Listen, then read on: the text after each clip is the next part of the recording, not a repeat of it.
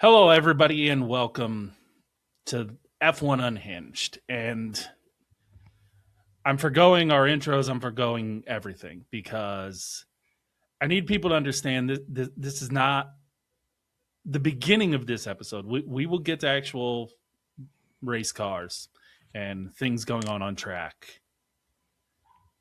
later on in the episode. But I need people to understand right away this is not one of our normal episodes. There will not be joking. There will not be our normal personalities, at least for this part. I'm sure we'll build up to it when we actually get to talking about our race cars and things like that. I was going to say, you can't stop me. But I need to underline how serious what I want to talk about here. And I apologize ahead of time. There's probably going to be a lot of me in the beginning of this. And it's because I have very important things to say. And I have a perspective that most people don't have. And I need to make people understand something before I go on this. Formula One is my favorite thing on planet Earth. I want the best for Formula One. My second favorite thing on Earth is endurance racing.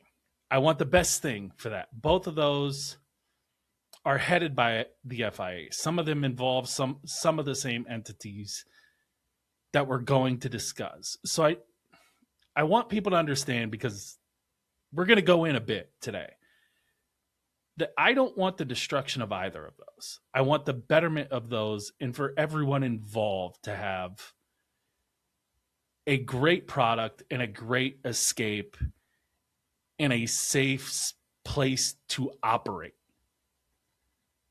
And that's where this comes from. And I feel like that's important to note in the beginning. Fully agree. Fully agree. And my plan is to kind of just let you take the floor. I'll put myself on mute so there's no background noise interferences or anything like that. And I'll chime in when there's space, or if you need me to, until we get on to the next portion of the episode. But I really want the floor to be yours, because this is something deeply important, not only to you, but to both of us and to the United States at large. But you have a very, very personal response to these types of things. So I want to make sure that you have the space that you need for that. And I appreciate that. So let me just start off pulling the band off right away.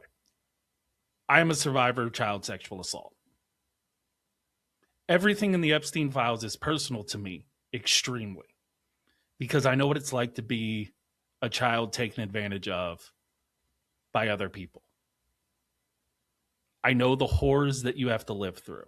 I know that the ways that it changes you, and the way nothing in your life, in your relationships with people, in any way you see the world is ever the same after that. So to me, this is not abstract. This is not names on a paper. These are not details that seem so crazy that they're almost fantastical. I've lived these things, and I know what it's like to experience it. And that is where my perspective on this comes from. That is where my anger on this comes from. And I want to direct my anger at two things right now: the FIA and Formula One in general. Because the fact is, there are three people associated with those parties who are in those documents, and absolutely nothing has been said about it. Absolutely nothing has been done about it. There has not been a statement made about it. There has not been an acknowledgement of, hey, we're aware about this and we're looking into it. It has been radio silence, and not just from the entities. I haven't heard a creator talk about it. I haven't heard a media personality talk about it. And I think that's appalling. And I understand some people have careers they have to protect, jobs they have to protect. I get it. We don't. We're a smaller podcast. So maybe this is the point. Maybe this is where we get to put our voices in. Now we're going to talk about three names. And I'm going to go from the least mentioned to the most mentioned, because I feel like that's kind of important. We'll start with FIA President Mohammed bin Sulayem. His brother, Sultan Ahmed bin Sulayem, was in charge of DP World, which owns ports uh, and a lot of things in the marine world involving shipping. It's also a big sponsor for Formula One. And for a lot of things, DP World Challenge, quite a few things. They're heavily involved in sports in general. And Sultan bin Sulayem is also from a family that is highly important in the Middle East and Dubai. Their their lineage goes back to working with the royal family. And that's how they've gotten such a great position. This is important because Sultan bin Sulayem is in some pretty horrendous things in the Epstein files, including sending and receiving torture videos from Jeff Epstein himself. They worked on business deals, they worked on introductions in the Middle East. He is 100% a compromised individual. 100%. He is one of the people that there is no doubt that he was involved in these things. He is very close to his brother. In some of the emails, his brother is mentioned where he is making introductions to other people. I am not here saying publicly that Mohammed bin Sulayem is one of these compromised people. But he has worked in those circles. His brother is one of them. And I think the FIA needs to remove him from his place because we work way too much with minors, with women, creating infrastructures in developing countries. If you remember back to bin Sulayem's election, one of the most important points that was a big deal to him getting elected was this infrastructure they were trying to build in Africa to bring F1 back to Africa and to build a youth infrastructure in Africa for both technology means in motorsport and developing drivers. But a lot more of that was the STEM applications of things they were trying to do.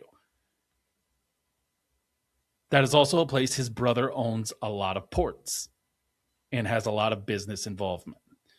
To me, you cannot be involved in that if you have been in this much company and contact with compromised people, especially since one of them is your brother. And I will reiterate, I am not saying Ben is one of these people, but the fact that he could be, the fact that he is in legion with some of these people, he should not be running the FIA anymore. There should be an investigation into this relationship and how much he knew of what his brother did. And while that investigation is going on, at minimum, he should be removed from his role on a temporary basis.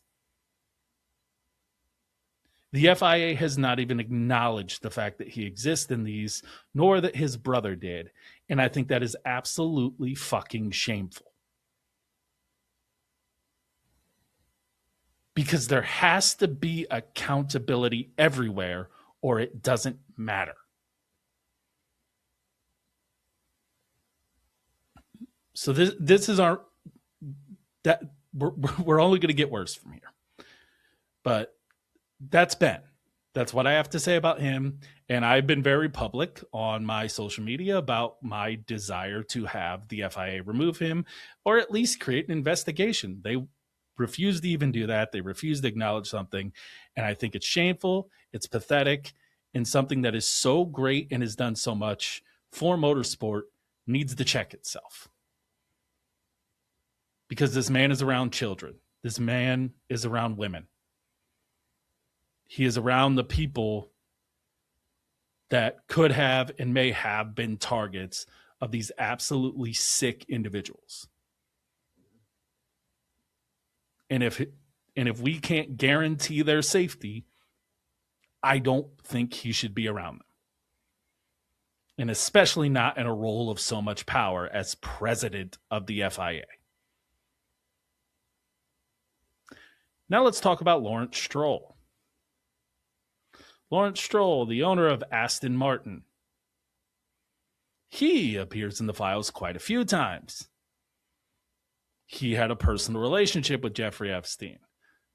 He is multiple times mentioned as a friend, and they worked on business deals together. including his wife as well. Yes. Personal enough to have emails involving more than just him. Now, I want to be very clear on this. His son Lance appears nowhere, absolutely nowhere. So I exclude Lance from this a little bit because there is not a single mention of Lance Stroll anywhere. So this is purely my view and opinion on Lawrence Stroll. Lawrence Stroll is heavily involved in these documents. I will say before you continue, his sister is mentioned more. Yes. Like, if Lance isn't mentioned at all, his sister is mentioned more than once. Yes. Lance seems to be the only one in the family not mentioned, which I do find interesting. But if you're not mentioned, you're not mentioned, and I'm not going to assume.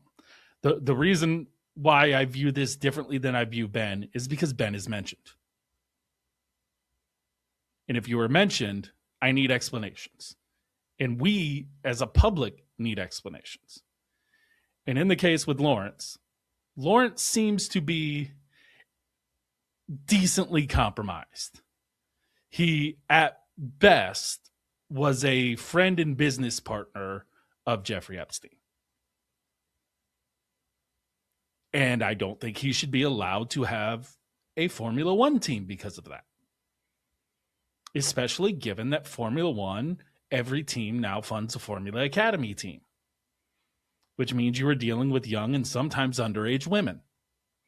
Absolutely fucking not. And I can't make it any more clear than that. Absolutely fucking not. That should not be allowed. And F1 has made no statements on it. And that drives me crazy. Absolutely fucking crazy. Not a single statement on it. This is where we're going to get into one that I'm really mad about. Flavio Briatore. Are you mad because you're not surprised, or are you mad? I guess why are you mad? I'm mad that I'm more right than I thought I would be. That's fair. Flavio is 1,000% a compromised individual. He is all over the Jeffrey Epstein emails. A simple search will find his name pop up all over the place.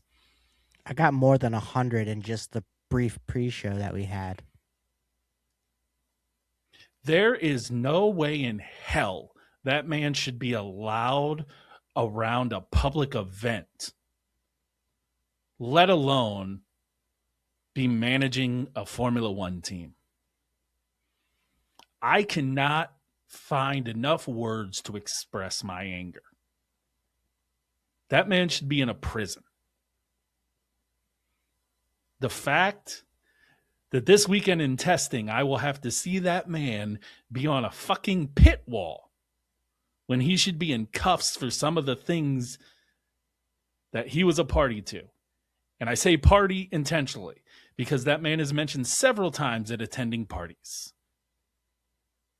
with Epstein and with that clientele and with that horrible group of people. And yet, again, from the Formula One community, from the racing community at large, absolute fucking silence about it. From F1 at large, from the teams, from the bosses, and this is where my anger is kind of directed at everybody, is when the Christian Horner stuff happened, every team principal had an opinion. The FIA had an opinion. Formula One had an opinion. Investigation, all these things of whether or not Christian Horner should be there, which is completely exactly what should have happened. When there is a thought and a complaint that maybe you were involved in abuse of a person, That is absolutely what should happen. Every resource should be thrown to see if you did. But who wasn't in the Epstein files? Oddly enough, Christian Horner. But my anger isn't that people went after Christian Horner. That's what you should do to someone who is accused of things that he was accused of.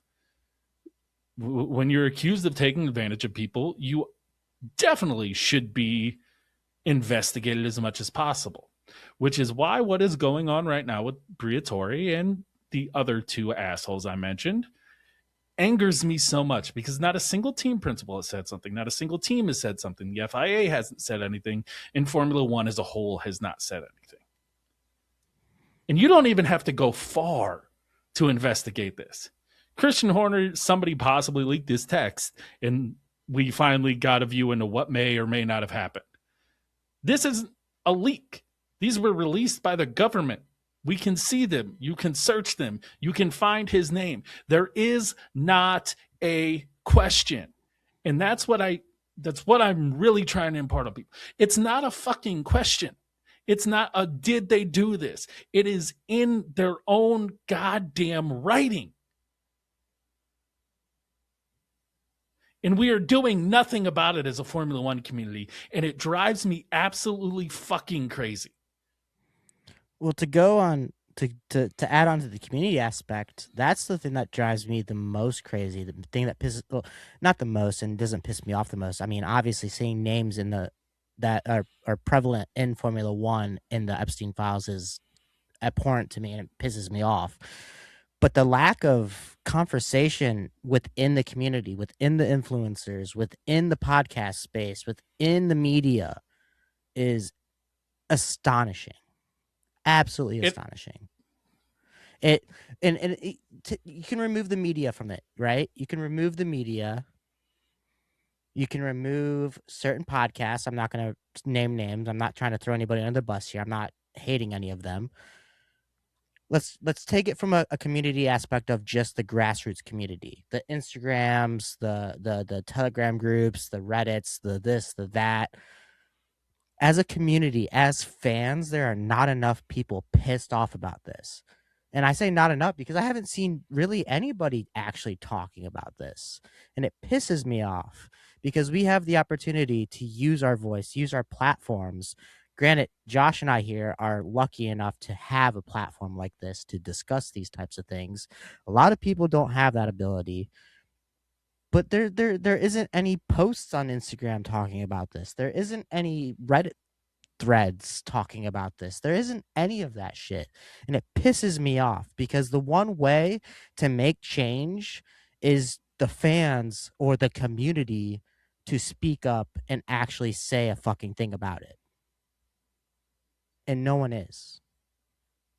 No one. And I 100% agree with that. Well, I 90% agree with that because I don't excuse the media. Because there are other. I'm gonna go a complete opposite route. Do you remember when Alex Albon got promoted to Red Bull? Because I do, and one of the things that I remember about that, and that was the race in Spa, which unfortunately was also the race that we lost to Antoine Hubert that same weekend. But before that, the build up to that weekend, there was a big blowout between Red Bull and a couple publications because the main thing they wanted to talk about is when Alex Albon's mom went to jail for fraud. That wasn't too much for the media to bring up. Why is this? That was something, a financial fraud issue of somebody's parent that had nothing to do with them. Had nothing to do with their promotion. The media brought that up. This directly affects everything. It affects our youth programs. It affects karting. It affects Formula 4. It affects all our regional formulas. It affects F3. It affects F2. It affects F1 Academy. And that's just on the F1 ladder. You have to think of all the things the FIA represents. Yeah. This But affects motorsport at large and the safety of the human beings involved in it. And you are saying absolutely fucking nothing, and that is not okay. it's absolutely not okay. I will go on record saying that I wasn't excluding media for the No, sake of not blaming them. I know what you mean. For the listeners, because you know me, Yeah, but the listeners don't know me. yeah, I one wasn't hundred going. percent. I know what you mean. Yeah, Yeah, I wasn't excluding the media and giving them a pass. I'm excluding the media because there's a broad spectrum of media that's not covering this, yes, and they have their reasons. And if we were a big podcast, I'm sure we might have reasons as to why we might not talk about this. I'm not saying we wouldn't talk about this. I'm excluding the media because there's a lot more at stake for them to go against the FIA in Formula One than there is for us to go against Formula One and the FIA. yeah. As you guys can probably tell, especially those who will be watching the video, this is an easy thing for me to talk about, and it's something I have a lot of emotions towards. But the fact of the matter is, the people who have been victims of this deserve us to give a shit. That's where my anger comes from. Is I have read thousands of pages of emails at this point. This is something that, aside from my job, aside from motorsport, aside from everything, this is something that's deeply important to me, and I have spent a lot of time in. And people seem to care more about what happens to the people who did horrible things than people standing up for victims. And that's not everybody. I'm mainly talking about a lot of media sources and people who play political games and stuff like that. And that's not what this is, not for us. But I feel with our platform, as small as it is compared to some of the others in this space, somebody needed to say something. And maybe we're lucky because we have less the risk. We don't have a bunch of access and interviews with drivers and things like that that teams can take away from us. We haven't earned that yet. So we are in a situation where maybe we are in the ideal pocket with enough reach for people to listen, but not enough that they can ruin us. Somebody had to be the first one to speak up. And if it has to be us, I am fine with that. And please understand, if you were another podcaster, whether we are talking the biggest podcast or smaller ones, please understand that this is not calling you out. This is saying that as a group, it appears that the entities in charge are not going to hold people accountable. So we, as a collective, need to. That's what I'm saying. With a bit of anger, but my anger is directed at these individuals, not our community. Our community needs to speak up and make sure that this place is a safe place for our daughters, our sisters, our children in the future, because it obviously has not been in the past. And it is upon us to require these things, because it has become obvious when these powerful men have been given the option to create those spaces, they've chose to abuse their power. So it's on us to make sure that they're held accountable for what they've done in the past, and that things are put in safeguards in the future that they cannot do that. Absolutely. I will add to that. And while we love our community and we want to foster a very welcoming home within this F1 community, I will go out there and say, as somebody that watches the comments and stuff on all of our, multiple broadcasting channels, if you come in with an apologist comment, we will not hesitate to just unleash. Yeah. We don't want an Epstein file apologist. We don't want somebody that says, "Oh, it isn't that bad." No, it is that bad. And if you're going to take the time to publicly show that, we're going to take the time to publicly drag you. Yeah. So you've been warned. Because there's some things that there's a limit to, and making excuses for people who abuse kids is not one thing that either of us will ever tolerate in our life. Absolutely. And I have another podcast, and I have to be very professional in the way that I handle attacking comments. Uh, I'm grateful that with this podcast, I don't have to be that way. If you're going to come at us, we'll come at you. It's Yeah. easy. I don't have to be professional here.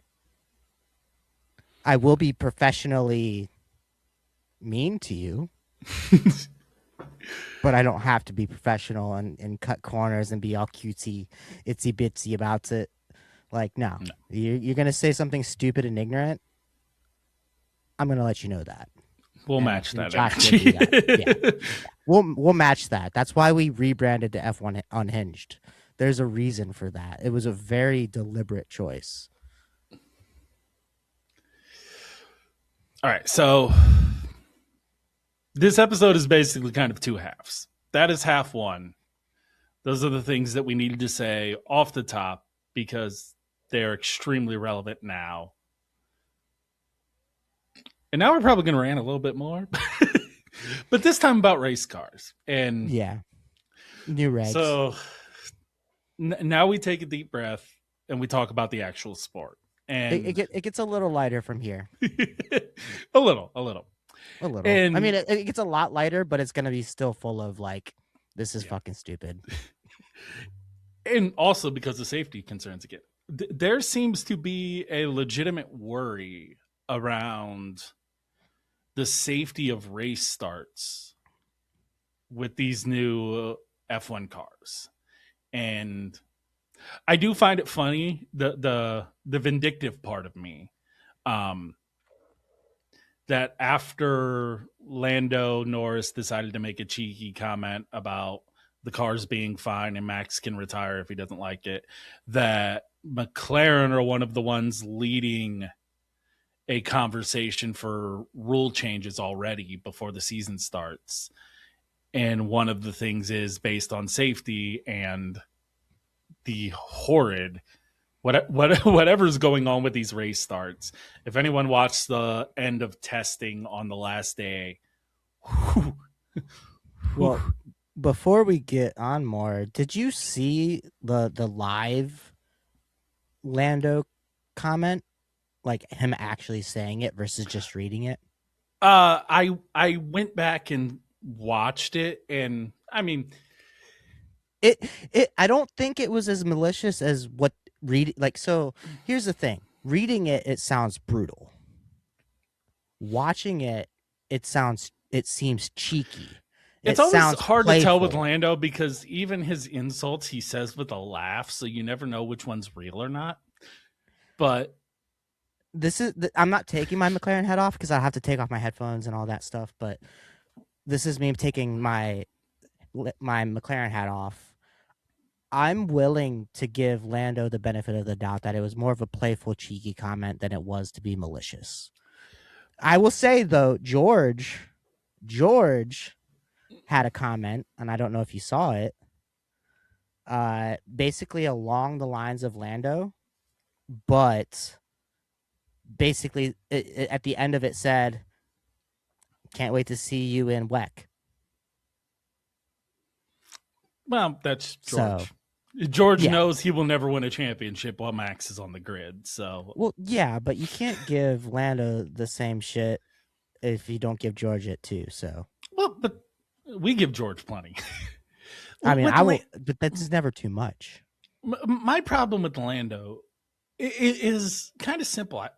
I thought he would have learned from last year because last year he made a lot of those comments, and some of them were cheeky and taken, out of context. But by the end of the year, Lando was getting booed out of every venue they went to. I thought in the off season he would learn a little bit more, especially after he really had to eat his words a couple times. I thought he would have learned. Like, all right, I got the title. Maybe pick my words a little bit better. And it's like, I mean, maybe he just doesn't care, and that's perfectly fine. But I did find it funny how much McLaren are complaining now. The and it started literally the day after Max's comments. Max makes the comment, Lando makes a comment about Max's, and then the next day, McLaren's like, "Oh God, these cars are dangerous." It's like, yeah, I wonder who was trying to tell you that. Yeah. But So I also think Max made a really good point, and not in that specific interview, which again, out of context, again, he did say some other stuff after that that lessened the blow a little bit of being like, but whatever, I don't blame the team. We'll work with it. We'll figure it out. It's just not making me want to stay any longer than I planned on. And I could see him even leaving a year or two early.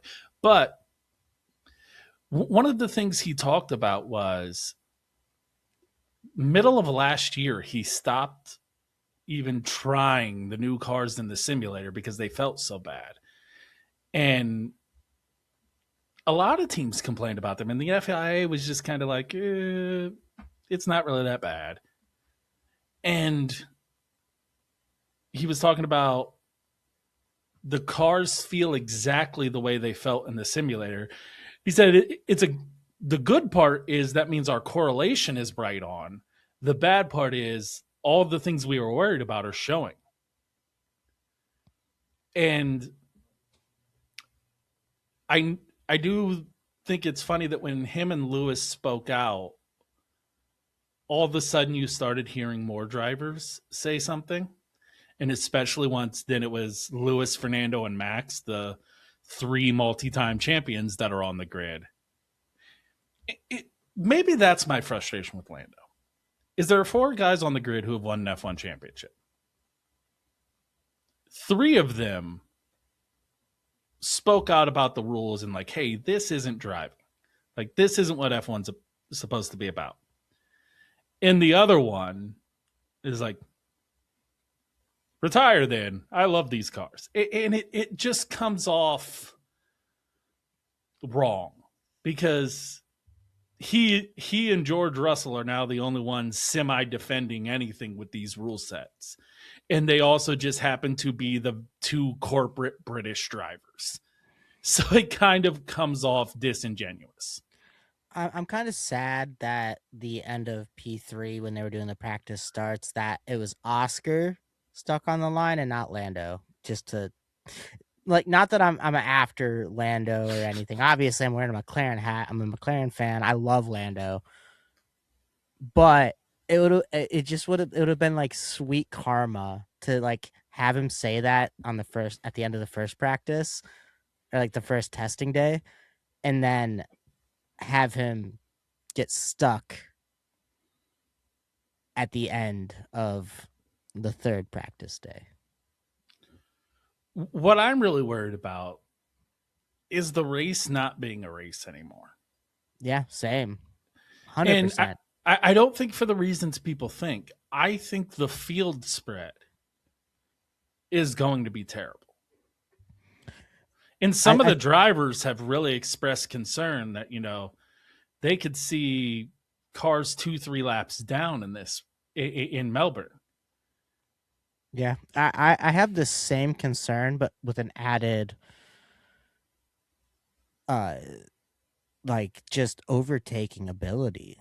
Like Charles Leclerc came out and said it's extremely difficult to overtake, and that was in testing, not when they had to overtake, and it was extremely difficult when it doesn't matter if you overtake. Well, because you have energy you can deploy for overtaking, but you won't have the energy to overtake because without using the overtake, they're running out of energy halfway down the straights. Yeah.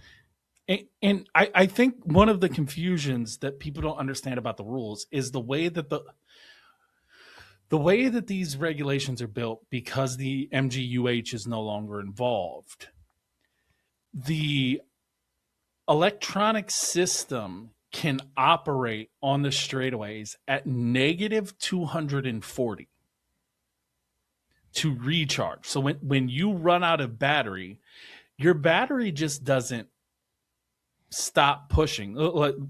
So if you remember Daniel Ricciardo winning Monaco when the MGUH went out, it just meant that he lost, I think it was like 100 or so horsepower. This is actually worse than that because not only do you not have the power from the energy, but the energy will actually take from the engine to recharge itself. So if you lose all of your energy and go into a straight, say Melbourne, the first race where you're about 80-85% full throttle, depending on how these aerodynamics will work on which turns you can take flat out and which ones you can't. But typically, they're about 80-85% full throttle on the new layout. That's within 2 laps, you're out of battery energy if you conserve. So now you're not only not getting the battery boost, but you were going negative 240 on your engine itself to recharge the battery. So you were going slower than an F3 car at that point on the straights. The extreme gap that can create between teams who have better recharge and teams that don't, or teams like Aston Martin who have to run their engine in a lower mode because they're destroying their gearbox if they turn their engine up to full power. You are talking about teams that Aston Martin might struggle to qualify for the race. Yeah. It has been a long time since F1's gone through a period where cars didn't qualify for races. We could see that in Melbourne where teams don't qualify.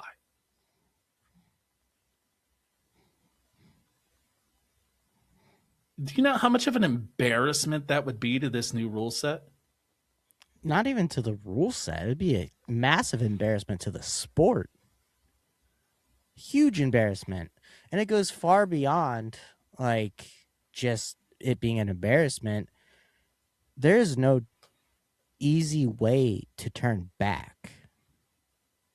It's not a rule. It's regulations. Teams can't just revert back to old engines because some of them don't have cars. Them. Exactly. Like it could be so bad that the FIA and Formula One can't actually do anything to make it better because this has been 5 years in the works. And that's the thing that I think a lot of people don't realize, especially a lot of newcomers to the sport. This has been 5 years of planning. These rules have been in place for 5 years to come into play now. And the same complaints drivers were making 2 years ago. In teams, in fairness to teams were making the same complaints. Those are the things showing up now, and some things worse because the race start procedure thing wasn't known that it was going to be a big deal until now, when people realize, now it's too late. And now it's too late. You can't fix. You can't. Oopsie, we made a boo boo, and revert to something else. And this is why making such a large change probably was a dumb idea, because you were changing the fuel, you were completely changing the engines, and you're changing the cars dramatically. We're not just changing size, we're changing aero. We've introduced active aero. You took away the MGUH, which is massive. And you're trying to do this all at once while bringing in two new teams. It's wild. Just a quick check. You can hear me, right? Yeah. All right, cool. Just making sure. Yeah, it's it makes me afraid for what F1 will become this year and the following years after. Because again, there is no reset button. There is no undo button or let's revert back to this. And obviously we say this knowing that this is the first year of a very like different new regulation change. And that was kind of the same with the last regulation change like 10 years ago where the cars were drastically different. And But obviously the that was cars got one better. element. Yeah. This is the problem, is that was one element. These are things that you should have done incrementally, not all these major things all at once. Like the general idea, I agreed with. Make this as it was supposed to be an idea to make things less complicated and make things more like what road cars do with the internal combustion engine and the electronics combined into a less complicated hybrid system. But now you have cars that are driven by software instead of drivers. Like looking at the data of this stuff, it's wild. It's wild. It really is just crazy. I don't understand how they didn't see this was going to be a problem. I don't know if they just thought it was posturing from teams or something, but like it is so evident when you look at data that this is a problem. And part of it is the 50-50 split that seemed like asking a lot, and it probably was. It should have probably been a 60-40, with 60 being the internal combustion engine. And maybe that's a possible thing that but it's not easy to change software that quickly either. And that's the problem, is when you have such software dependent cars and now you want to change a bunch of stuff, it's not it's not as simple as it sounds. That's No. reinventing systems. I saw something where it was a couple drivers were like pedal to the ground and their car was losing horsepower because So, the software was controlling so the that's output what of I the was vehicle. explaining earlier, Yeah. is when you are full throttle in certain modes, including and you are lacking energy, the software then takes that full throttle power, what you were supposed to be getting to the engine, and it will take enough of that power for uh, 240 kilowatts of energy. So you were negative 240 kilowatts of output, because it is now using that to recharge your battery on the straights. It, And it, it this is where the thing. Do you remember Max and a couple of the drivers talking about it was faster to shift down a gear? yeah, double shift. Yeah. No. When they were complaining about the regs either a year or two ago, Max was talking about in the simulator on places like Monza, you would actually go faster on the straightaway if mid straightaway you pulled down a gear. The reason for that is because you would go to higher revs, so you would recharge the battery quicker to get your power back. Yeah. And it would basically take less of your engine away to shift down a gear and be in a higher rev on the straightaway. That's Now they're what's having to shift. happening. Now they're having to shift down twice. They have to do a double shift down. Well, yeah, and then you get to braking and you have to do this weird shifting trick to generate the right energy, because you want to make sure that when you're shifting down, you are in high revs. So Max was the one who kind of first showed this, of doing a double shift so that you're in high revs, waiting till you got down to mid revs, then doing another double shift so you were high revs. So you're having to do that on braking. In the straightaways, you can go faster and conserve energy by shifting down a gear. Then you get to the corner, you have to shift up a gear, to shift down 2 gears, to pause, to shift down 2 gears. And then Red Bull was doing a cool trick to where they had a really high gear ratio in first gear so that Max could go down in the first gear and charge more to make the turn. And it also gave them a really low eighth gear. So when they were in eighth gear, they were revving higher quicker than most, which is why they were doing a better job of recharging their battery than a lot of teams.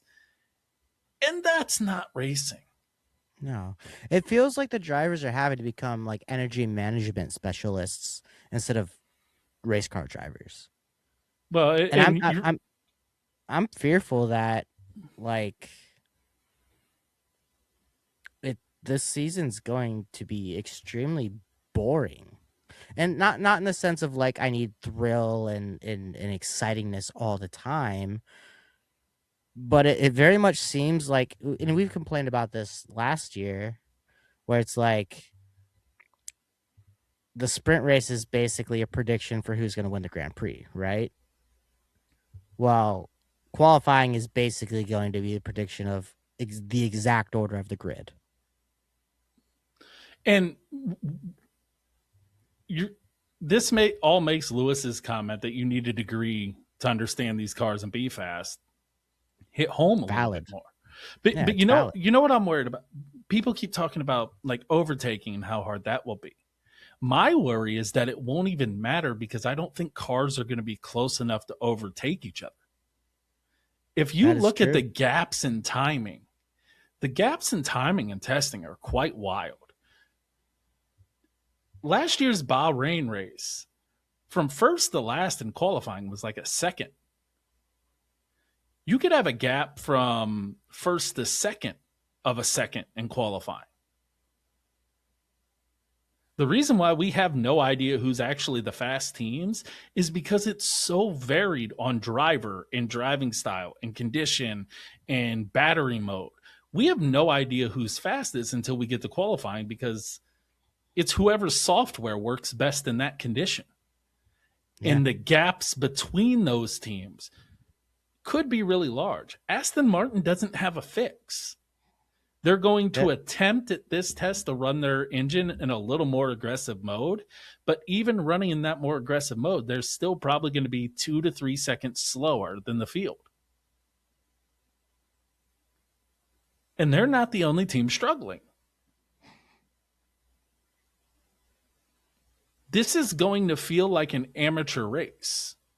This yeah. is going to feel like watching a historic race at Silverstone with a bunch of amateur drivers where the field spread is several seconds and there's a couple cars multiple laps down because they're really slow. That's not Formula One. It's not the pinnacle of racing. It's not even halfway to racing. No. It's like if NASCAR was like, "Hey, for this Daytona 500 this last Sunday, we're going to decrease your horsepower by half. Good And luck." how embarrassing is it going to be if F2 are faster than F1 this year at Oh, certain tracks? that would be so embarrassing. Can you imagine if the F2 qualifying time in Melbourne is faster than the F1 qualifying time? Can you imagine a world? Well, I mean, it's not even imagining at this point. There have been a few different podcasts that I've listened to that have accidentally referred to F1 as Formula E because that's exactly how it feels. Yeah, and Formula E only works on small tracks for a reason. And only 2 gears, not 9. It I real I hope we're wrong. I really do. I was hoping we'd come to testing, and maybe Barcelona gave us because the teams weren't running in anger and the cars were reliable. But maybe it gave us a false like, oh, these are going to be all right. And then we got to the first test where teams were actually putting the foot down. It's like, oh no, oh no. This isn't good. And it's scary because we love this sport and we want it to be fun. We want it to be entertaining. And you have to think Liberty Media's got to be shitting their pants a little bit. Oh, well, they got to be shitting their pants for more than one reason. Well, Yeah, but I plan on touching on that before we end it. It looks like it'll be going a little more than an hour, so that's okay. Uh, but from a but racing perspective, they have to be shitting themselves. oh, absolutely. And New I'm TV willing, deal, new regulations, and this could be an embarrassment. absolutely, and I'm willing to go on record to say that the next 2 years of F1 is going to be miserable. I hope And I hope the listener I hope a you're wrong. listener will hold. I hope I'm wrong too, but I'm going to go on record saying that, and I hope a listener will hold me accountable to that. And if there's a listener out there 2 years from now that's like, hey, you were wrong, just one, not all of you, just one. I'll figure out something to do for you, like something to You hold know me what? accountable. But You know what like I'm really worried I'm about? willing to go on that bridge. I'm worried that these regulations are so bad that by next year, Max, Fernando, and Lewis are all no longer on the grid. Three of the greatest drivers in the history of the sport are all no longer on the grid next year because of these regulations. That's what I worry about. That's a very valid worry.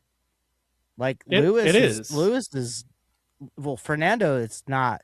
He's not long for many more years to begin with. Yeah, he's already said two more at most. Yeah, and Lewis had a terrible first year at Ferrari. He's And really not. doesn't like these regs.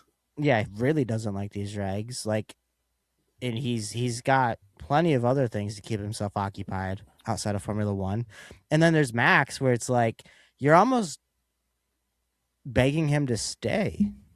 Which I don't know if you saw, but Max did confirm he is working towards doing the Nürburgring 24 hours. I didn't see that, but I knew that was going to happen. I, I, you know what? I think he was thinking about it, but wasn't completely sure because of how hectic that would have to be for his schedule. But now I think he's doing it to make sure he's doing something enjoyable this year. That would make sense. That would be a total Max move. And look, I know there's a lot of people who don't like Max. Whatever. I'm a fan. You don't have to be. But the fact is, Max brings eyes wherever he goes. Yeah. And if you lose a guy who will go down as one of the four greatest drivers in the history of the sport, because the sport screwed up a regulation cycle and refused to change it, that's going to be a travesty. Absolutely.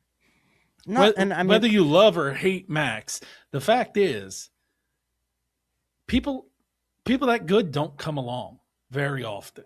And we've been spoiled as F1 fans a little bit to be able to have him and Lewis competing against each other.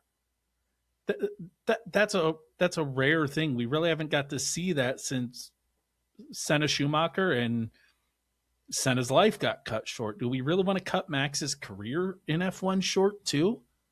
right.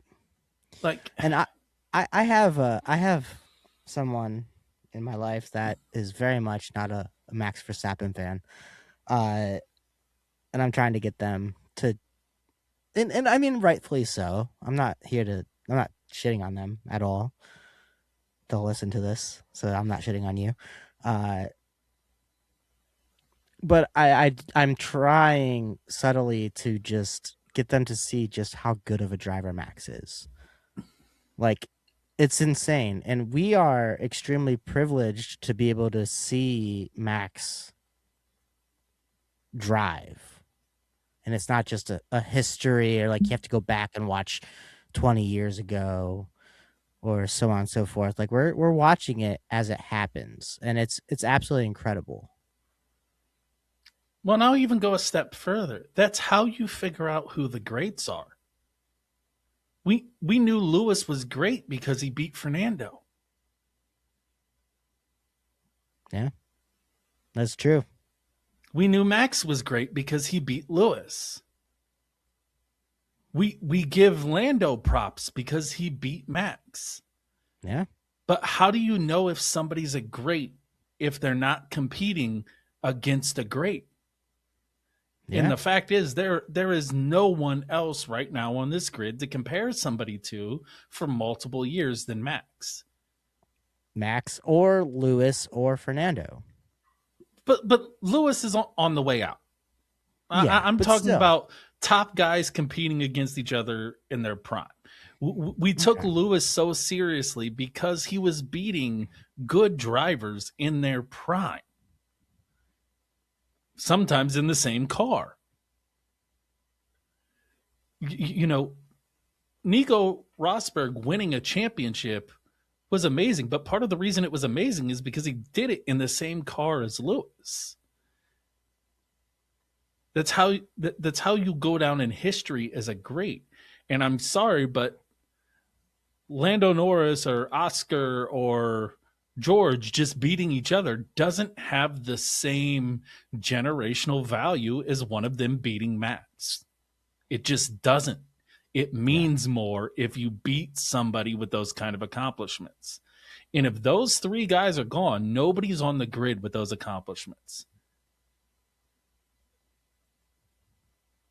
that's true. And I don't, for the sport, I don't want to see that. Because, George can joke like, oh, love to see you in WEC. So would everybody else. WEC would draw another million viewers that they wouldn't normally get if Max was on that grid. You think people wouldn't pay a lot of money to watch Max and Kevin Estre go against each other?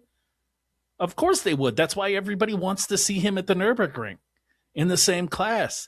Because we all know Kevin Estre is probably the best GT driver in the world, and getting to see him and Max go up against each other, again, you measure who is legends by who they beat. If Max beats Estre at the Nürburgring, oh God, he's an all-time great.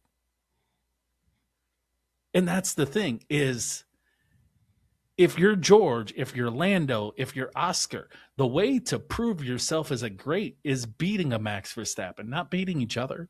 You guys did Yeah, that in F2 already. yeah, Nobody cares. yeah. To be a great, you have to beat a great. That's the whole damn point. And the fact that F1 is risking losing their two guys that could go down as the two greatest drivers of all time. I put Lewis up there already, and Max has the chance to be up there. The fact that you risk losing those two guys over a rule set is asinine to me. And I really hope if Melbourne's a disaster, and I feel like we all feel like it's going to be a disaster, I don't see anyone being like, oh, I'm really excited for this. I think it's going to be a great race. No, there's not a damn person who thinks that right now. No, I think we're all deeply concerned. Yeah. So I hope if Melbourne is the disaster that we all expect it to be, that they immediately find a way to take action about it. Because you cannot risk. I care more about the drivers than I care about pissing off a car manufacturer.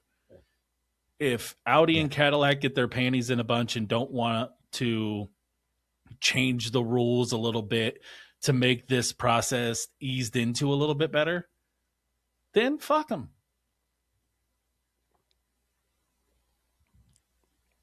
We don't Because need another they weren't here to devastating loss. build it anyway. Yeah. I want the people who care about the future of the sport, not just their own future. Yeah. And I think that's the point that people miss about Max's complaints. Is Max's complaints aren't because Max thinks he's not going to be fast this year. It's because Max loves racing cars. It is the biggest passion in his life is race cars. And you can see that whenever he tests a different type of car, whether it's a rally car, whether it's a GT, whatever he's racing, you can see the big old shit-eating grin on his face when he drives a good car. You're talking about people who all they care about is awesome race cars. And when the person who that's all they care about is complaining how bad a car is, and they're one of the fastest people in that car, trust them next time. Absolutely. And especially when the teams who have better engineers than the FIA does tell you that things are not right and not the way that they're supposed to be, maybe listen to the teams a little bit more, not the manufacturers who are just joining the sport and have no previous knowledge. Because the teams that were already in the sport wanted things changed, and they didn't do it so that they could cave to what Audi and Cadillac wanted. Now, the teams who can't keep their cars running long enough to complete a test could be the reason why we destroy our sport. Yeah. And I don't like that. I don't like that either. Whew. Yeah, I feel like that was a good episode. I'm pretty happy with that one. Yeah. This is oof. It's been a ride today. Yeah, this has been a dense one. To anyone who stuck through this whole episode, I want to personally thank you, because I know this probably wasn't an easy thing to sit through. We covered a lot. A lot was heavy, and let's be honest, we didn't say many happy things. And I know that racing is an escape for a lot of people, and because it is for us. It's how we get away from the shittiness of and monotony of everyday life. So I get coming to a podcast and having more everyday life shoveled on you sucks. So I appreciate those of you who listened and stayed through this episode and bared with us on something that we just thought was too important to ignore. I really, really, from the bottom of my heart, thank you guys. Absolutely. Same here. I do want to add, we do get a fair amount of listeners, and I would love if you enjoy what we create, whatever platform you're on, whether it's a follow or a like or a comment, whatever it might be, please don't be afraid to engage. We'll talk with you. We'll chat. We'll happily welcome you in. And yeah, I mean, honestly, that type of engagement helps us know what to continue to talk about, and also it just makes us feel good. We put a lot of effort into this, and it's obviously for our own enjoyment. We enjoy doing this. At this point, we're so small that like we don't make anything. Yeah, we're doing this out of pure enjoyment at this point. I'm in such debt, and or I'm at a net negative, not debt, but I'm at a net negative in terms of investment versus reward. But that's not a guilt thing. It's more just like, hey, if you enjoy this, let us know, because we I think we both want to have the listeners have an input in the show too. And if there's a comment that really strikes us as something to bring up, like we would love to talk about it. And that kind of engagement also helps us steer towards what might be next in the future, whether it be a Discord channel or something more interactive to where the community can actually engage and like partake in the show would be awesome too. So yeah. Yeah, 100% agree. The more interaction, the better. We want to try to build a nice space for us all to talk about race cars and escaping life to watch race cars, because in its true and purest forms, it's one of the greatest things on earth, and it's an awesome reason to wake up every day. And we really enjoy not just this sport, but a lot of different motorsports, and would love to build more of a community of people who also enjoy these things and talk about the things that you guys are also interested in, because sometimes we might miss those things, talking about just what comes out of our brains. Exactly. And I'm not sad we didn't get to talk about the Daytona 500 today, but like there's also those opportunities too. Like there've been a couple episodes where there's not much going on in F1 and we talk about another race series. And come January next year, Josh and I will both be at the Daytona 24 hours for IMSA, and I'm sure we'll do an episode or two about that. And like we're inclusive here within reason. as long as you're not an apologist for the Epstein files. Um, I had to throw that disclaimer in there. So yeah, like we want to build a community. We want to make it really awesome, and we want input and to include you guys. So if there's thoughts you have, anything like that, don't be afraid to comment. Give us a shout. We're on Instagram, Facebook, YouTube, Spotify, Apple Podcasts, basically everything. Uh, you can even drop us an email. It's what f1unhingedpod@gmail.com. Yep. Let's talk. Let's have fun. And it seems like a good place to end that quite dense episode. So again, thanks everyone who stayed around till the end. As always, for F1 Unhinged, I'm Josh. And I'm Tyler. Thank you guys so much for tuning in.